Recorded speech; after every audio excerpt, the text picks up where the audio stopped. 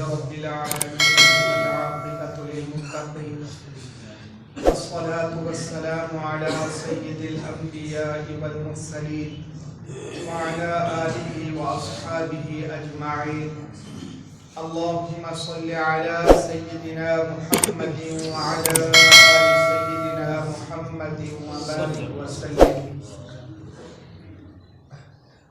سورہ انفطار میں اللہ تبارک و تعالی نے ارشاد فرمایا اذا السماء انفطرت، جب آسمان پھٹ جائے گا، وَإِذَا الْكَوَاكِبُ انتَثَرَتْ، اور ستارے جھڑ جائیں گے،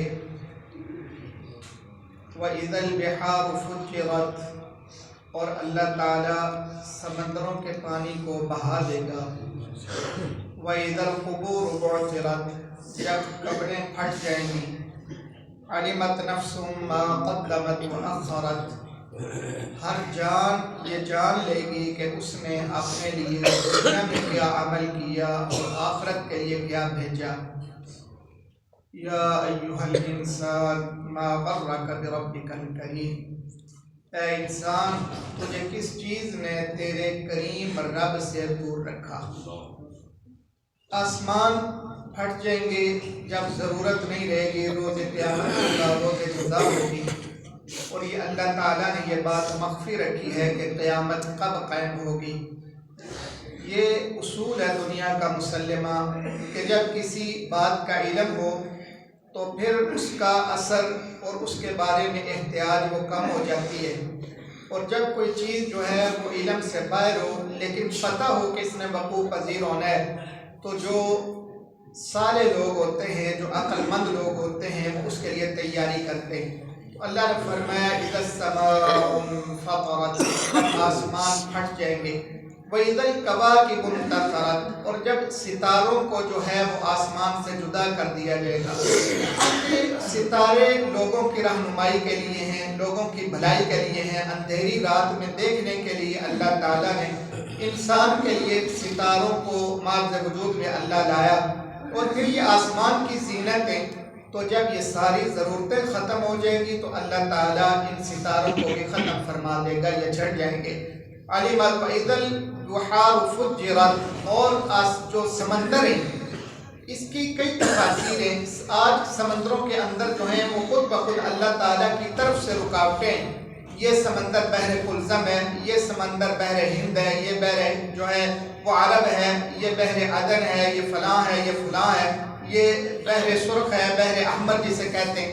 تو ان کے اندر رکاوٹیں ہیں، اور جب ان کے پانی آپس میں ملتے ہیں تو اس کا رنگ مختلف ہوتا ہے، اس کا رنگ مختلف ہوتا ہے، اور جب وہ اپنی جگہ پہ آ کے جہاں ملتے ہیں، یہ خدا کی قدرت ہے، نہ وہ پانی اس پہ مکس ہوتا ہے اور نہ یہ پانی اس کے اندر مکس ہوتا ہے۔ حتیٰ کہ آج کی جدید سائنس کہتی ہے کہ جو چیزیں اس پانی کے اندر موجود ہیں وہ اس پانی کی طرف نہیں جاتی، اور جو اس کی طرف موجود ہیں وہ اس کی طرف نہیں جاتی، اپنی اپنی حدود کے اندر رہتی ہیں۔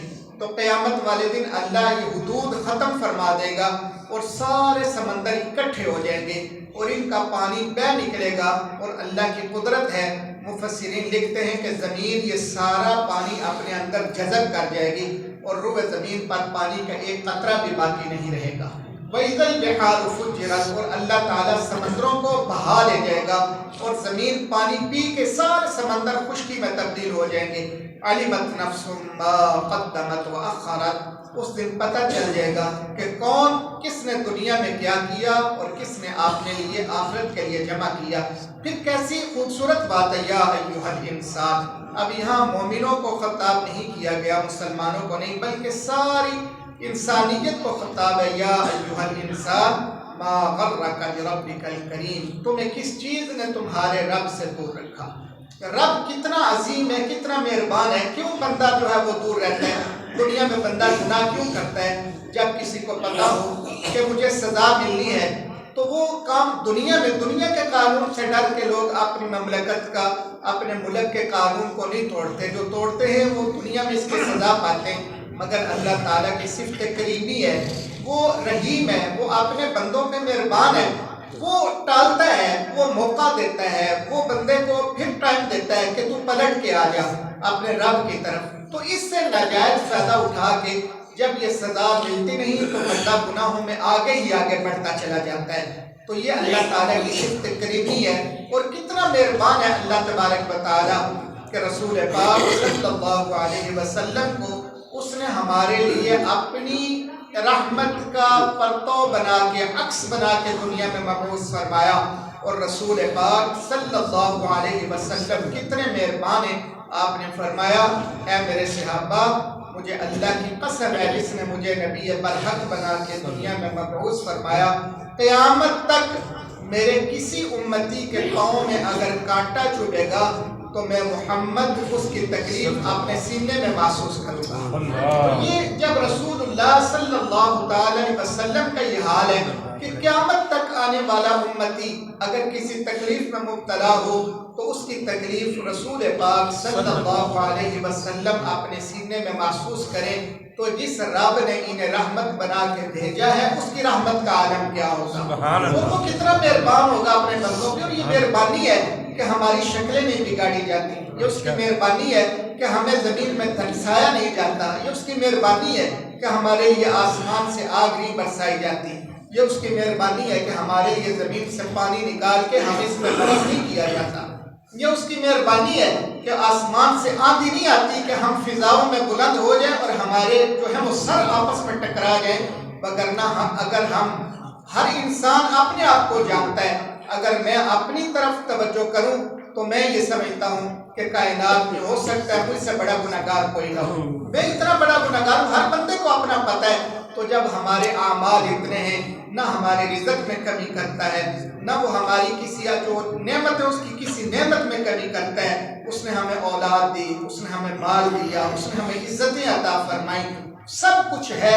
مگر ہم اس رب سے دور ہیں اور وہ ہم سے مخاطب ہے. یا ایھا الانسان ما غرک بربک الکریم. اے انسان بتلا تجھے کس چیز نے تیرے رب سے دور کر رکھا ہے. الذی خلقک فسواک فعدلک. اس نے تجھے تخلیق کیا. وہ چاہتا تو ہم گائے بھینس بن جاتے ہیں. وہ چاہتا تو ہم چونٹیوں کی صورت میں ہوتے ہیں. ہمیں کسی اور مخلوق صورت میں تخلیق کرتا. مگر کیا کمال مہربانی ہے. الذی خلقک. اس نے تجھے تخلیق کیا. فسواک فعدلک. اور اس نے تجھے متناسب بنایا. کیسا قد کاٹ بنایا, کیسی صورت اس نے تجھے عطا فرمائی, کیسا چلنے کا طریقہ سکھلایا, کیسا بولنے کا طریقہ سکھلایا, اور کیسا تجھے شعور دیا کہ تو اپنے شعور سے سمجھے. الذی خلقک فسواک فعدلک فی ای صورت ما شاء رکبک. اور اس کے بعد اس نے بہترین صورت تجھے عطا فرمائی, اپنی صورت پہ تجھے پیدا فرمایا.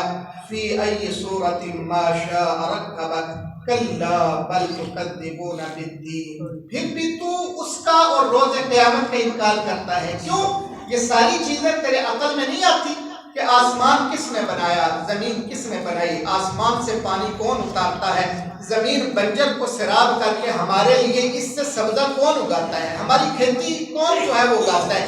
یہ بچہ جو ہے وہ ماں کے پیٹ میں آتا ہے. 3 اندھیروں کے اندر, 3 تہوں کے اندر بچہ ماں کے پیٹ میں آتا ہے. پھر ہمیشہ وہ ایک ہی صورت میں نہیں آتا. پہلے پانی کا ایک قطرہ ہوتا ہے, اس کے بعد وہ خون کا لوتھڑا بنتا ہے, اس کے بعد اس میں ہڈیاں بنتی ہیں, پھر ہڈیوں کے اوپر جو ہے وہ گوشت چڑھایا جاتا ہے, پھر یہ خوبصورت شکل دی جاتی ہے. انسان پھر بھی تو سمجھتا ہے کہ جو تیرے رب نے تجھے کہا ہے تو اس سے منکر ہے. اور اگر ہم کہیں کہ ہم منکر نہیں ہیں, ہم سمجھتے ہیں کہ روز قیامت آنی ہے, تو پھر ہمارا عمل اس بات کا منکر ہے کہ ہم اس کے لیے تیاری کوئی نہیں کر رہے. اگر تیاری کریں تو پھر تو ہم ماننے والے ہوں, اور اگر ہم تیاری نہ کریں تو پھر یہ ماننے کی کوئی صورت نہیں. یہ تو بس ویسے ہی بندہ جو ہے وہ کہتا ہے میں نے سن لیا بس میں نے عمل کر لیا, اور عمل کی یہ صورت نہیں ہے. کلا بل تکذبون بالدین وان علیکم لحافظین. اس نے تیرے اوپر محافظ مقرر کیے ہیں, کرامن کاتبین, جو لکھنے والے اللہ کے برگزیدہ ہیں.